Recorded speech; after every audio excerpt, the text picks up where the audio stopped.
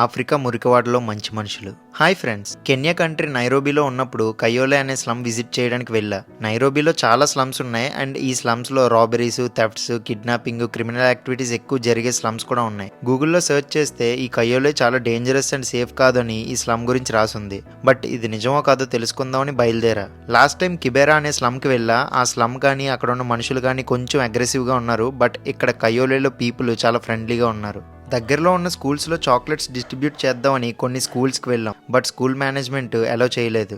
ఇక్కడ ఇంకొందరు local friends కలిశారు. వాళ్ళతో స్లమ్ మొత్తం తిరుగుతూ చాలా విషయాలు తెలుసుకున్నాను. ఈ ప్లేస్ డేంజరా కాదా అనే విషయం పక్కన పెడితే ప్రతి చోట చెడ్డవాళ్ళు అండ్ మంచి వాళ్ళు కూడా ఉంటారు. మనకి జరిగిన ఒక సంఘటనతో ఆ చోటు మొత్తంలో ఉన్న వాళ్ళని చెడ్డవారని చెప్పడం కరెక్ట్ కాదు. సో ఫైనల్గా ఒక మాటలో చెప్పాలంటే మంచి మనుషులను ప్రేమిద్దాం, చెడ్డవారిని మారుద్దాం. ఈ స్లమ్ ఫుల్ లెంత్ వీడియో మన ఛానల్లో ఉంది, చెక్ చేయండి. ఇంకొక ఇంట్రెస్టింగ్ ఆఫ్రికా స్టోరీతో మీ ముందుంటా. Until then, bye bye.